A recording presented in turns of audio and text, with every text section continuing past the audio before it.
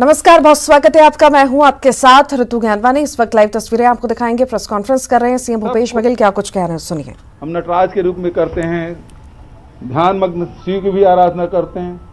वो कौन सा ऐसा विषय है जिसमें शिव ने समाज को ज्ञान न दिया हो, इसलिए सबको सब शिव मानते हैं। ठीक है सर, एक कृषि उपकरण रहने दे यार, बहुत हो गया, मुझे हेलीकॉप्टर नहीं उड़ेगा भाई। अच्छा, लेकिन हिंदू राष्ट्र उपकरणों को लेकर छत्तीसगढ़ से ही क्यों करना चाह रहे हैं, ये मेरा सवाल है। मैं तो पहले ही बोला कि सारे हथियार भारतीय जनता पार्टी के फेल हो चुके, तब विश्व हिंदू परिषद साधु संतों को उतारे हैं। साधु संतों का हम पूरा सम्मान करते हैं, उन्हें प्रणाम करते हैं। उनसे मैं आग्रह करूंगा कि हमने इसकी शुरुआत की है, राम वनगमन पर्यटन प्रपथ की, उस पथ से गुजरेंगे, साधु संत के चरण पड़ेंगे, लोग मिलेंगे, अच्छा लगेगा और उसे ये जो शुरुआत की है उसका लाभ मिलेगा। आपने मोहन भागवत को इनविटेशन दिया था कि आइए देखिए, तो क्या प्रवीण तोगड़िया जी भी आ रहे हैं? उनको भी कहेंगे कि कम से कम यहाँ जो मंदिर बने उनको देख ले, कम से कम जाकर। वो भी आ रहे हैं क्या? प्रवीण तोगड़िया। अच्छा, तो वो पहले भैया ये बता दे थोड़ा सा, वो केंद्र में बैठे हुए लोगों से उसके दुराव क्यों हुआ है?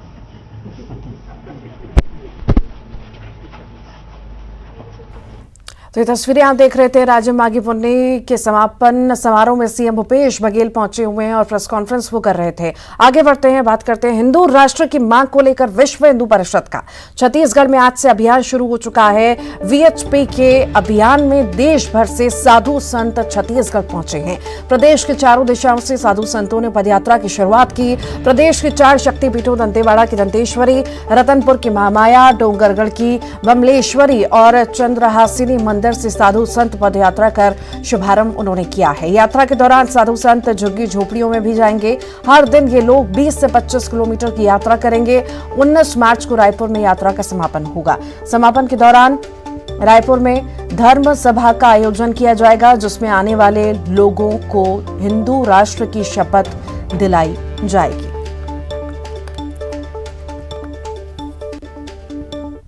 बमलेश्वरी संत पदयात्रा की शुरुआत आज पानावरस से हुई है।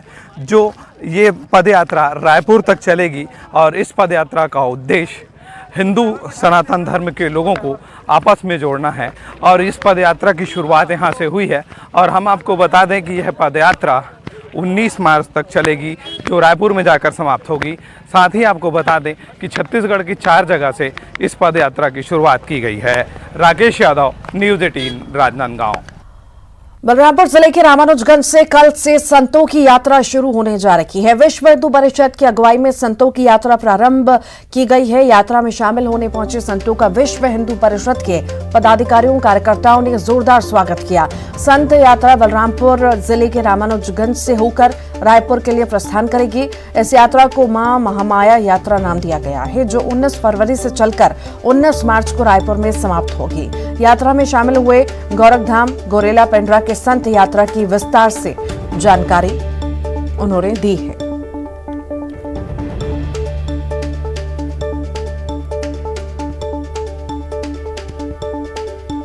परिषद के तत्वाधान में संतों की यात्रा बलरामपुर जिले के रामानुजगंज से प्रारंभ हो रही है। हमारे साथ दूर से आए हुए संत हैं, हम उनसे जानने की कोशिश करेंगे कि आखिर ये संतों की यात्रा कहाँ से शुरू हो रही है और कहाँ तक जाके खत्म होगी और इस यात्रा का उद्देश्य क्या है। महाराज, कहाँ से आप पहुँचे हैं, क्या यात्रा का उद्देश्य? मैं परम शांति धाम गोरखपुर पेंड्रा रोड अमरकंटक के पास से आया हूँ और भी कई संत और आएंगे। ये यात्रा यहाँ से प्रारंभ होगी रामानुजगंज से। इसका नाम है माँ महामाया यात्रा और बलरामपुर, अंबिकापुर, फिर सूरजपुर, वैकुंठपुर, उधर खड़गवां से मरवाही, पेंड्रा, गौरेला, केंदा, बिलासपुर और नांदघाट, रायपुर, ऐसा इसका रूट है। कल यहाँ से चलेगी यात्रा, आज पूजन होगा और 19 मार्च को रायपुर में इसका समापन होगा।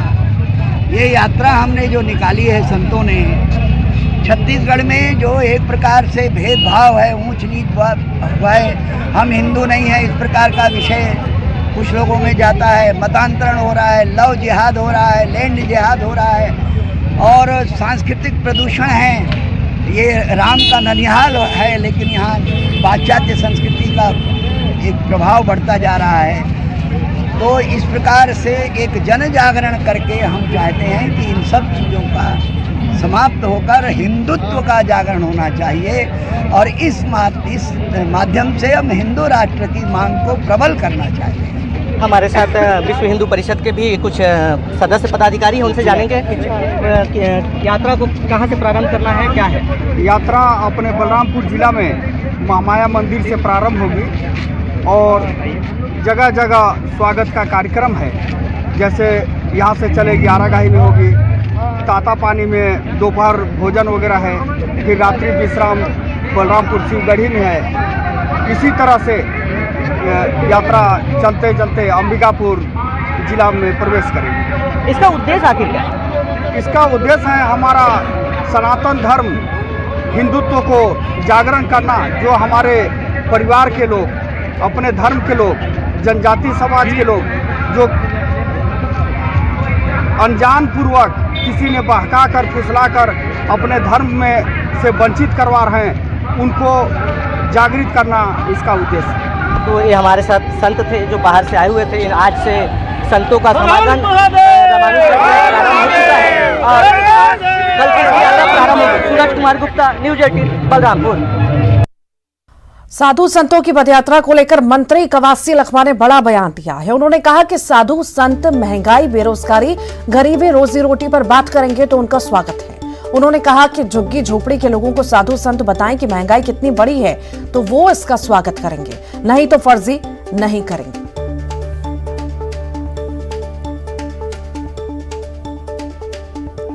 मैं हिंदू परिषद को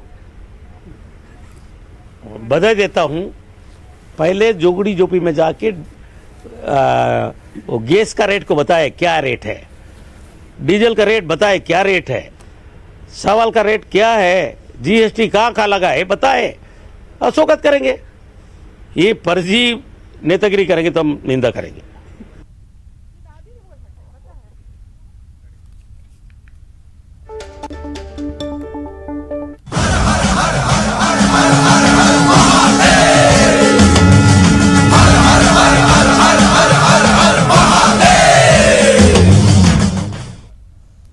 और चलिए बात करते हैं महाशिवरात्रि की। महाशिवरात्रि पर एमपी के सीएम शिवराज सिंह और छत्तीसगढ़ के मुख्यमंत्री भूपेश बघेल महादेव की भक्ति में लीन नजर आए। भोपाल में सीएम शिवराज बड़वाले महादेव मंदिर पहुंचे और महाशिवरात्रि पर देवादिदेव महादेव का पूजन अर्चन किया।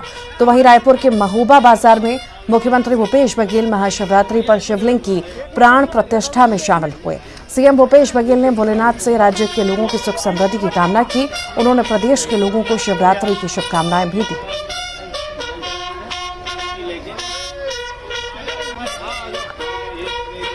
तो मध्य प्रदेश में भी शिवरात्रि मनाई गई। साथ ही साथ आप तस्वीरें देख सकते हैं। मुख्यमंत्री शिवराज सिंह चौहान ने बाबा महाकाल की पूजा अर्चना की। साथ ही साथ प्रदेशवासियों को महाकाल की शिवरात्रि की शुभकामनाएं दी। महाशिवरात्रि पर गरियाबंद के राज्य में साधु संतों ने भव्य शोभा यात्रा निकाली। साधु संतों की शोभा यात्रा में नागा साधु भी पहुंचे और शोभा यात्रा के दौरान नागा साधुओं ने करतब भी दिखाए। शोभा यात्रा को देखने के लिए राज्य में देश भर से साधु संत पहुंचे। स्थानीय लोगों ने शोभा यात्रा पर जगह जगह फूल बरसाए। लोगों ने साधु संतों की शोभा यात्रा का भव्य स्वागत किया। राज्य मेला में बड़ी संख्या में विदेशी पर्यटक भी पहुंचे। विदेशी पर्यटक शोभा यात्रा की तस्वीरें अपने मोबाइल में कैद करते हुए भी दिखाई दिए।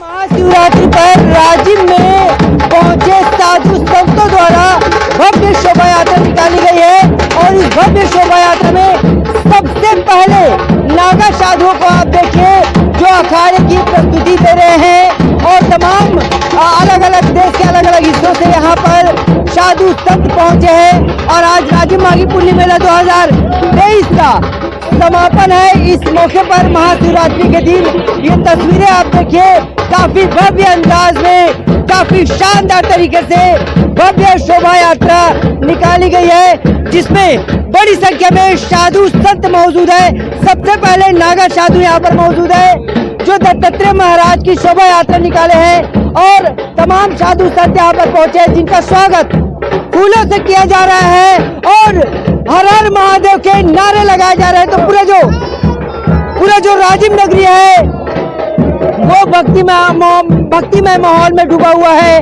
और ये तमाम तस्वीरें आप देखिए जहां पर अखाड़े की शानदार प्रस्तुति यहाँ पे दी जा रही है। तो राजिम माघी पुन्नी मेला के समापन पर भव्य शोभा यात्रा राजिम में निकाली गई है और इसके बाद शाही स्नान भी किया जाएगा। शाही स्नान की तस्वीरें भी आपको दिखाएंगे।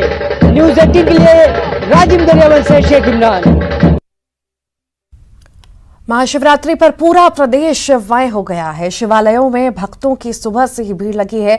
गरियाबंद के प्रसिद्ध राजिम में कुलेश्वर नाथ मंदिर के साथ ही कांकेर कवर्धा के बोरमदेव मंदिर, मुंगेली बलौदा बाजार, सूरजपुर में शिव मंदिरों में शिव भक्त महादेव की पूजा अर्चना कर रहे हैं। महाशिवरात्रि पर दिन भर पूजा के साथ ही रात में भी भोले भंडारी की पूजा करने के विशेष महोत्सव होता है। धार्मिक मान्यता के अनुसार इस दिन भगवान शिव और माता पार्वती की विवाह हुआ था। छत्तीसगढ़ के भी महापर्व महाशिवरात्रि पर सभी शिव मंदिरों में सुबह से ही भक्तों का तांता लगा है। कोंडागांव के कोपाबेड़ा शिव मंदिर में शिव भक्त भोलेनाथ का जलाभिषेक और दुग्धाभिषेक करके मन्नत मांग रहे हैं। इसी के साथ ही गोबरहीन में भी शिवरात्रि पर शिव भक्तों की भीड़ उमड़ पड़ी। महाशिवरात्रि के महापर्व पर बीजापुर के महादेव घाट शिव मंदिर में भी भक्तों का तांता लगा है। जांजगीर चांपा के बीथमपुर में हसदेव नदी किनारे स्थित बाबा कलेश्वर नाथ शिव मंदिर में महाशिवरात्रि पर आस्था का सैलाब उमड़ रहा है। जगदलपुर में भी महाशिवरात्रि पर बाबा भोलेनाथ के दर्शन के लिए भक्तों की भीड़ उमड़ रही है। कांकेर में भी महाशिवरात्रि का पर्व बड़ी धूमधाम से मनाया जा रहा है। महाशिवरात्रि पर बलरामपुर के शिवगढ़ी मंदिर में भक्तों का तांता लगा हुआ।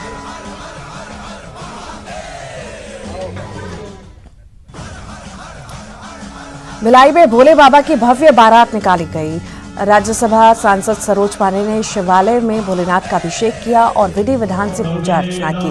भिलाई के हथखोज शिव मंदिर में पूजा अर्चना की गई। थोड़ी देर में भोलेनाथ की भव्य बारात निकाली जाएगी। भगवान शिव जी की भव्य बारात का विश्व रिकॉर्ड बनेगा। सबसे लंबी शिव जी की बारात गोल्डन बुक ऑफ रिकॉर्ड में दर्ज की जाएगी। बारात में करीब 181 झांकियां शामिल होंगी। केरल और आंध्र प्रदेश की झांकियां आकर्षण का केंद्र है, जिसे देखने के लिए लोगों की भीड़ जमा हो रही है। झांकियों में प्रदेश की लोक कला और संस्कृति की झलक नजर आएगी।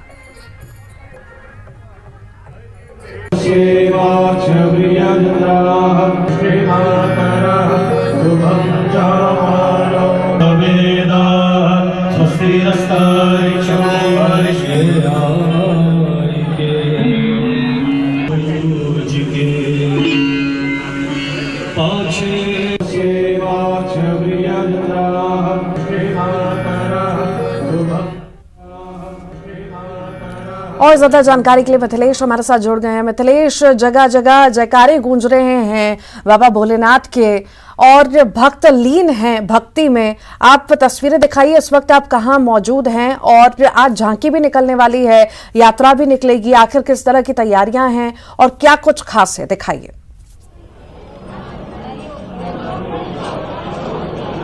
देखिए, संपूर्ण आज भिलाई जो है वो शिव जी के ऐतिहासिक बारात का इंतजार कर रहा है। पूरी तरह से भिलाई हर हर महादेव के नारों से गूंज उठी है। मैं जिस जगह में खड़ा हूँ यह हथखोज का क्षेत्र है और यहीं से ये ठीक पीछे वाले मंदिर में यहाँ पर पूजा अर्चना की जा रही है। राज्यसभा सांसद सरोज पांडे यहाँ पर मौजूद हैं। कुछ देर के बाद में यहाँ पर शिव जी की जो बारात है वो देखने लायक रहेगी। गोल्डन बुक ऑफ रिकॉर्ड्स में इस बारात को दर्ज किया जाएगा। सबसे अधिक लंबी ये बारात शिव जी की होगी, जिसमें करीब 200 से अधिक झांकियां इसमें शामिल होने जा रही है, जिसमें आंध्र प्रदेश, केरल और छत्तीसगढ़ की लोक संस्कृति भी नजर आएगी। 5000 से अधिक कलाकार इसमें शामिल होने वाले हैं। इसके अलावा यदि मैं बात करूं तो पूरे बारात के दौरान में करीब 50,000 श्रद्धालु यहां पर मौजूद रहेंगे। करीब 8 किलोमीटर की ये यात्रा होगी, जिसको लेकर लोगों में खासा उत्साह देखा जा रहा है। चारों ओर जहां पर लाउड स्पीकर्स में सिर्फ एक ही नारे गूंज रहा है, हर हर महादेव, और बारात के अंतिम पलक पावड़े बिछाकर लोग इंतजार कर रहे हैं। अलग अलग तरीकों से बारात का स्वागत करने की तैयारियां की जा रही है। हर धर्म के लोग इसमें शामिल हैं, क्योंकि भिलाई के लिए ये जो है ऐतिहासिक मौका है। जब इतनी विशाल, इतनी बड़ी संख्या में लोग इसमें शामिल होते हैं और संपूर्ण प्रदेश में ये अपने तरीके के अलग ये जो बारात होती है, जिसमें शिव जी के जो गण हैं, राक्षस है, देव है, नर है, नारी है, अलग अलग टाइप के लोग जो होते हैं वो इसमें झांकियों के रूप में शामिल होते हैं, लोक कलाकार इसमें शामिल होते हैं।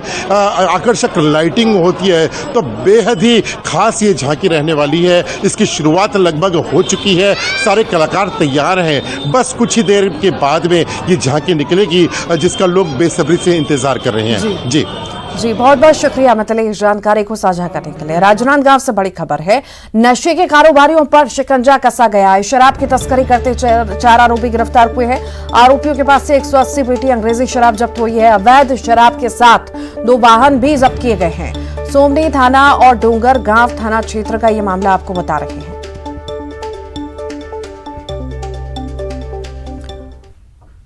कवर्धा से बड़ी खबर की बात करते हैं। युवक से 17,50,000 की ठगी का यह मामला है। युवक के साथ ठगी करने वाला दंपति गिरफ्तार हुआ है। मध्य प्रदेश के भिंड के रहने वाले हैं आरोपी। कुंडा पुलिस ने आरोपियों को गिरफ्तार कर लिया है।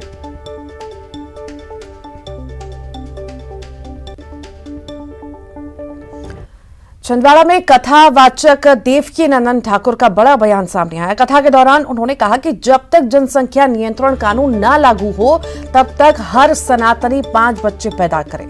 जब कानून बन जाए तो सबके 2 बच्चे हों। ऐसा नहीं कुछ लोग कंट्रोल करें और कुछ लोग अपनी जनसंख्या बढ़ाएं।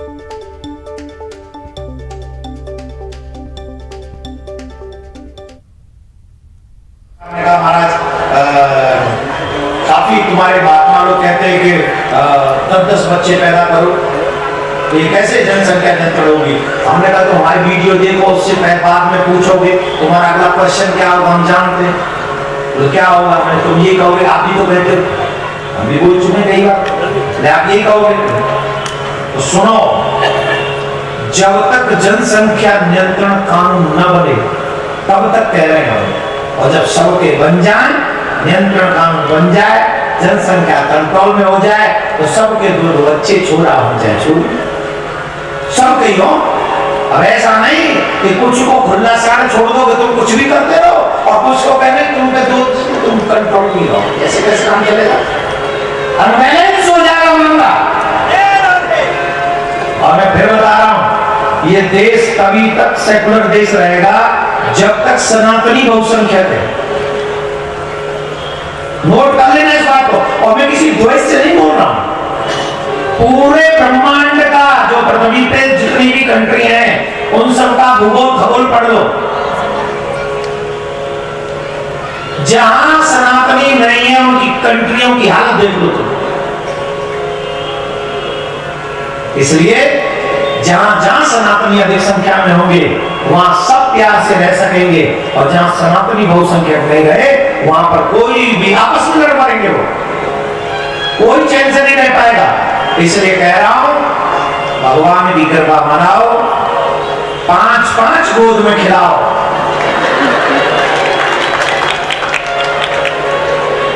और ठाकुर जी कृपा कर दे तो जनसंख्या नियंत्रण कानून बन जाए, तो सरकार के नियम को फॉलो करो।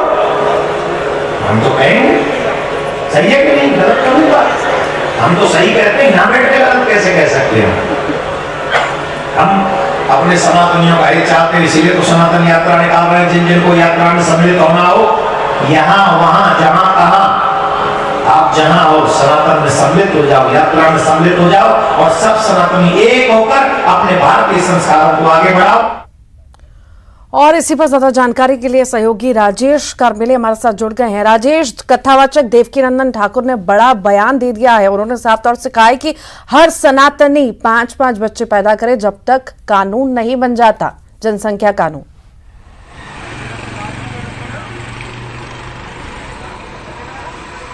जी बिल्कुल, देखिए जब से ये राम कथे शिव पुराण शुरू हुई है छिंदवाड़ा में तकरीबन 6 से 7 दिन हो चुके हैं, और 6 से 7 दिन में अगर आप कथा के सार की बात करें तो शिव पुराण की कथा के साथ साथ पंडित देवकीनंदन ठाकुर जो है वो लगातार हिंदुत्व और सनातनी होने की बात पर जोर दे रहे हैं। लगातार हर कथा में, हर प्रसंग में उनका कहीं ना कहीं ये बात सामने आती है वो अपने उद्बोधन में या अपनी कथा के दौरान इस बात को दोहराते हैं कि हर व्यक्ति सनातनी हो, हर तरीके से हिंदू राष्ट्र हो, इस तरह की बातें सामने आ रही है। इसको लेकर कल जो उनके बयान सामने आए हैं कि हर किसी को 5 बच्चे पैदा करना चाहिए, 5 बच्चे हर किसी के होना चाहिए जब तक कि जनसंख्या नियंत्रण कानून लागू ना हो जाए। इसको लेकर अब प्रतिक्रियाओं का दौर चल रहा है। पॉलिटिशियन, राजनीतिक अपनी तरीके से इसके अर्थ निकाल रहे हैं। हालांकि अभी तक कोई स्पष्ट तौर पे सामने नहीं आया है, लेकिन इस बयान ने जरूर एक नई चर्चा को जन्म दे दिया है। जी ठीक, बहुत बहुत शुक्रिया। और इसी के साथ ही फिलहाल के लिए बुलेटिन में इतना ही।